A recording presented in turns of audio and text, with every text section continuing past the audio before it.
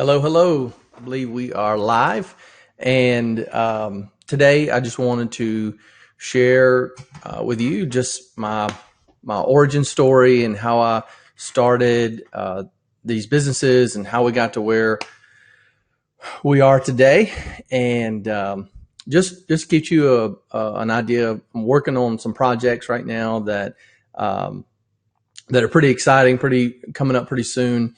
And one of which is our pricing black book that's behind me, and another one is our another book that I'm going to share with you at the end of this. I think it's pretty fun. It's going to be a really fun project that we're working on. So, back probably, well, let's say 12 years ago, it's actually when Maggie and I met Maggie, and I get to tell you all the really cool stories about when Maggie and I met. But when I met her, I was a broke college kid I was already in business, been in business for about 5 years. So that was the moment when, most businesses fail in the first 5 years. So I made it to the 5 year mark. And so that was a very interesting year in my life. And on top of being a broke college kid, I was a youth pastor at a local church and own my own business, on this sign business. And then I also had to have several jobs, like had to have several part-time jobs while I was going to school, while we were getting married. So Maggie and I met. 2 weeks later, we were engaged. And then 4 months later, we were married. My phone is like literally blowing up right now. So 2 months, 2 weeks after we met, we got engaged. 4 months later, we were married. We were planned our wedding for 4 months after we had met, and that year, so it was August. School was starting, and it was my last semester. So we were going to get married December the 2nd, and I was going to graduate on December the 9th. And I was 27. No, I was 30 something hours shy of graduating. And so that semester I had to take 27 hours, and I was 27 hours shy. So I had to take 24 hours in school. And if anyone has been through college, 18 hours is a full load. So I was taking 24 hours of my last semester. So all of my senior level classes, and a couple that I just skipped over. And then I had one class that I needed to take. I could take a test. And so I studied, or I was supposed to study all semester, and I was going to clep out of that class. And so I'm studying for all these classes. I'm passing all of my classes barely. And it comes down to the final test. So I'm taking all these tests, and I take the test to clip out of that last class so that I can graduate. And I missed it by 8 points. So I was 8 points shy of graduating. And it just sent me into a bad state of mind internally. I was so happy it didn't matter to me. I mean, college, the degree that I would have had at that time would have been great, but I was living on love at the time. So I was very happy with Maggie. We were, as we got our wedding was done, went on a cruise for our honeymoon. It was the best moments of my life after we got married. Continued to do the youth pastor thing. We were youth pastors for another year. And then, but during that time, it was really hard. It was really hard. That first year of marriage was just a financial struggle. I was doing these decals, and I was working for this dealership installing decals on Mustangs. And so I've been doing like $300 a pop. It was really good money. And so we realized that we needed a second vehicle. We had sold her truck, and sold my truck, and she was upside down in her truck, and we needed another car. So bought her a car, and we were upside down in that car, and the bills just kept stacking up. And it was just tough. Like every time we turned around,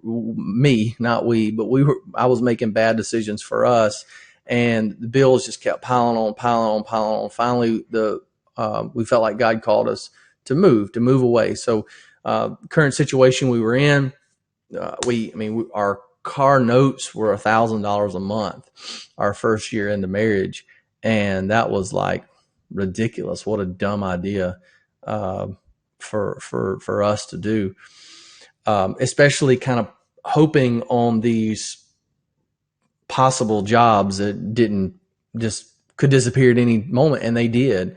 And so we moved. Before we moved, so the bills, they were just keep coming. They just kept coming. And I realized that moment that nobody was going to help us. And, outside of people who wanted to help us, like my mom, she tried to help us, and we couldn't take our help. We had to do this on our own, and that, we had to do more to pay on these bills. So I had to get more jobs and do my business on the side. So we moved to Hattiesburg, and I built this. So we started working at Munn Enterprises. I got a job at Munn, a sign shop there in Hattiesburg, and I built this 12 by 8 little shed out back. And we put a little my little screen print machine that we had bought that thing in Texas, drove there and got that. That was a crazy experience. And so I put this t-shirt manufacturing plant, I guess. It was this one head or 4-head, 1 station t-shirt printing machine in our backyard. It was really cool. It was really neat. It worked for the space. But every day, I was getting up at 6 o'clock in the morning, going to work, coming home. I would right after I got home, I would go and deliver pizzas at Domino's. And then after I got done delivering pizzas, I would come in the backyard, make signs, print t-shirts. And this was our life for the next 2 years. And our note on our house was like $200 a month. But we just couldn't make it. Like, no matter what we did, it just couldn't make it. So felt God moving us in another direction again. And so she got a job at T.L. Wallace in Columbia. And during that time, a business opportunity came up for us to purchase a local sign business. It was RD Graphics on Main Street. And worked with the guy, negotiated a deal. He was getting out of the business. And so I negotiated with him on purchasing the business, and the plan was for Maggie to work at Wallace because she was making really good money, and we had already moved to Columbia, so her employment at T.L. Wallace paid our house note, our insurance, and those things, and so I contributed to everything else, paying the rest of our bills and food and things like that. So we knew we just couldn't go without paying our house note. So made the toughest decision that I think we've ever made in our life. And I quit all the jobs and bought this business and gave it a go. And she was a sport. She provided the money for me to pursue after my dream, which was building a business, something that now I'm probably 8 years into.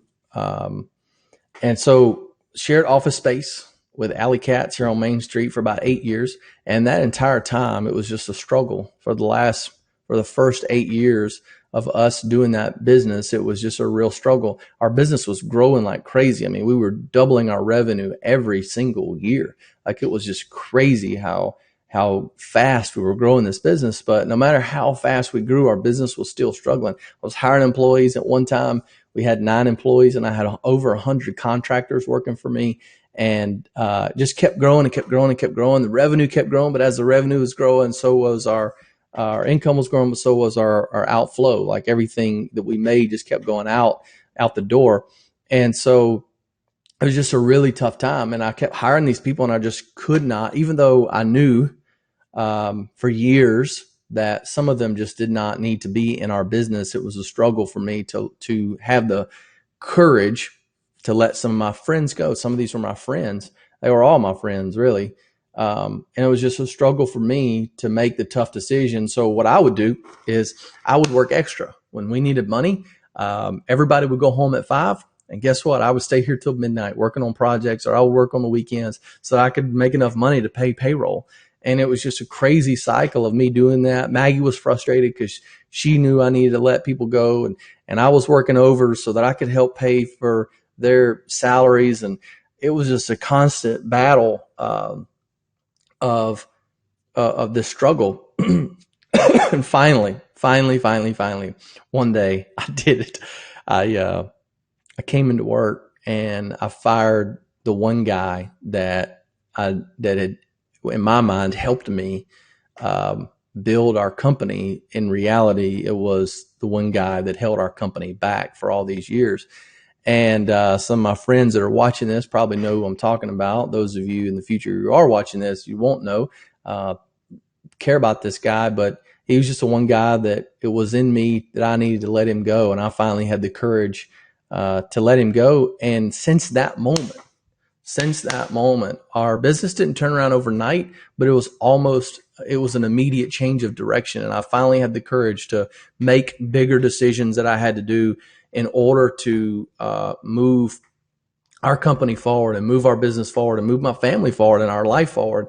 And so since that time, we were able to, or through this, Maggie was able to get the home of her dreams. Then we moved here to town and I bought the home of my dreams, really. I'd become the Main Street director during this time, helping grow our downtown Columbia, and moved to Main Street. Now my business is 3 minutes left. Well, not even 3 minutes. It's a 3-minute walk to my house. And I had went back during that time. So back during that time, I had went back and Maggie helped me run the business for a while, and I got my degree. So I was able to get my degree, but I realized through this whole thing that growing this business, that I was the problem, that it was me that had to change, that no matter what I did to do things that I felt like that was going to grow my business, it was me that had to change, that I had to be transformed. There were several books that I read over the last several years, but if I was going to grow, it had to be me. And that was 2 years ago when I finally made the decision that I had to change myself. And so what's cool about this is so I'm working on a project right now, and several books. So one book, it's a book, but it's not really like a read book. It's more of a pricing guide that tells the story of how I came to these prices and how we convert, instead of viewing business as cost plus business, it's value, providing value, selling value, not cost plus, or not services, or not products. It's providing value in our business, because that's really the thing that has built our business as I went back.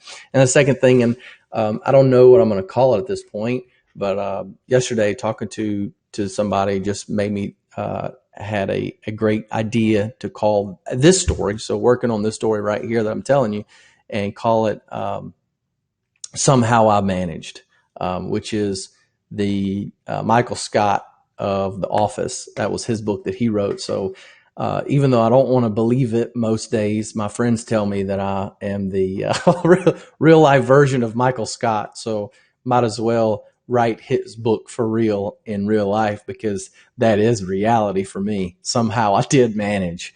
We managed to purchase real estate and do residential and commercial and buy property, and managed to. We have probably 15 acres here in Columbia, in town. Our home, our business, several residential, several commercial properties. And so it's just been, so that's the thing. So keep track, watch I started a new page called Nick Ingram HQ. So facebook.com, Nick Ingram HQ, NIKINGRAM HQ. Follow these stories through that page. So I may or may not go live through my personal page anymore. I did want to share this story through that, but follow that page. I'm going to it'll be the process of me telling these stories that I'm gonna include in this book. Again, it might be called Somehow I Managed, and because that is the truth, that is a reality of our life and of my life, the life that we've created. So I hope you enjoyed the story today, and there'll be more the rest of this week. So go like our page and share this video.